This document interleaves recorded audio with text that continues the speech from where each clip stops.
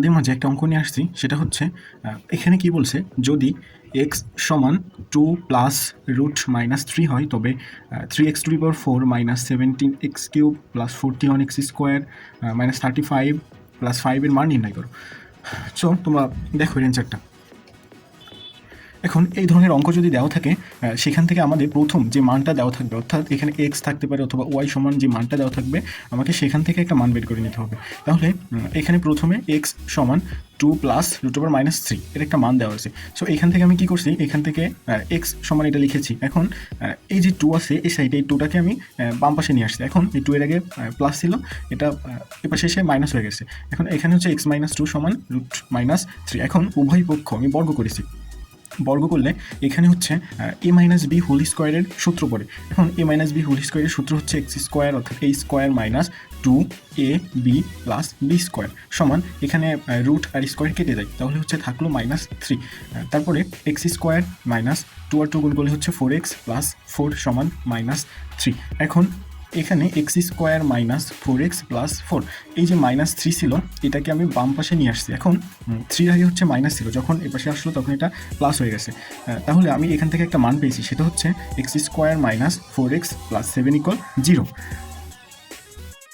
So এখন আমার যে মানটা আমি পেয়েছিলাম সেটা হচ্ছে x² মাইনাস 4x প্লাস 7 = 0। এখন এই যে মানটা আমি পেয়েছিলাম, এটাকে একটা উৎপাদক ধরে আমার এই মানটা নির্ণয় করতে হবে। সো তোমরা একটু দেখো, আমি যদি এখানে প্রথম একটা লাইন আমি গ্যাপ দিয়ে দিব, তাহলে তার পরে যে লাইনটা আছে সেখান থেকে আমার যে উৎপাদক যেটা আছে এটা একটু লিখে নিব। তাহলে উৎপাদক হচ্ছে আমার এখানে আছে x² মাইনাস 4x প্লাস 7।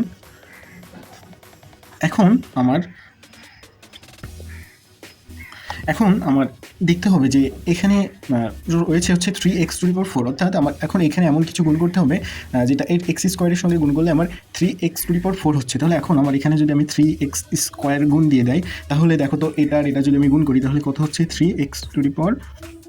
এখন 4x এর আগে হচ্ছে মাইনাস, 3x² এর আগে প্লাস, প্লাসে মাইনাসে মাইনাস, আর 3 আর 4 গুণ করলে হচ্ছে 12। এখানে আছে x², আর এখানে আছে x, x² আর x গুণ করলে হচ্ছে x³ নেক্সট যে পদ আছে সেটা হচ্ছে 7 এর সামনে রয়েছে প্লাস, 3x² এর সামনে প্লাস, তাহলে প্লাসে প্লাসে প্লাস, আর 3 আর 7 গুণ করলে হচ্ছে 21।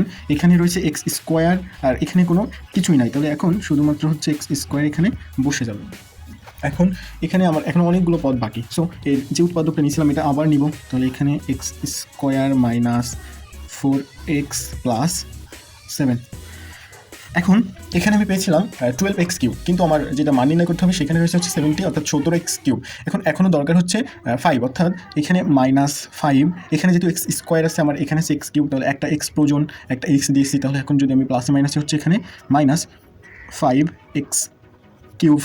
এখন 4x এর আগে হচ্ছে মাইনাস, 5x এর আগে হচ্ছে মাইনাস, তাহলে মাইনাসে মাইনাসে প্লাস, আর 5 আর 4 যদি গুণ করা হয় তাহলে হচ্ছে 20। এখানে একটা x, এখানে হচ্ছে একটা x, তাহলে x আর x গুণ করলে হচ্ছে x²। পরে হচ্ছে +7, আর এখানে -5x, তাহলে প্লাসে মাইনাসে মাইনাস, আর 5 আর 7 গুণ করলে হচ্ছে 35x। এখন আমরা যদি এখানে একটু দেখি, প্রথম এখানে ছিল হচ্ছে 3x⁴, এখানে আমি এটা পেয়েছি।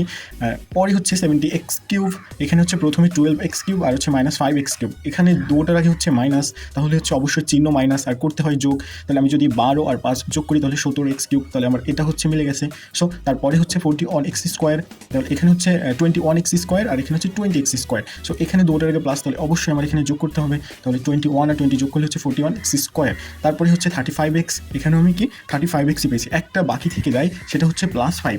এখন এটা যেহেতু বাকি আছে সেটা এখানে আমি বসাই দিব, যে +5, এখানেও আমি হচ্ছে +5 বসাই দিয়েছি। এখন দেখো, আমরা মানে প্রথম যে কাজটা করেছিলাম সেখান থেকে আমি x² মাইনাস 4x প্লাস 7 এর একটা মান পেয়েছিলাম, সেটা হচ্ছে 0। এখন এই মানটা মানে এখানে যেখানে x² মাইনাস 4x প্লাস 7 আছে, আমার সেখানে এই মানটা বসাই দিতে হবে। সো দেখো, তাহলে এখানে হচ্ছে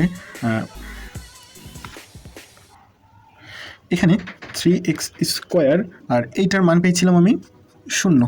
এই 0 মাইনাস 5x, এটার মানও পেয়েছি হচ্ছে 0 প্লাস 5।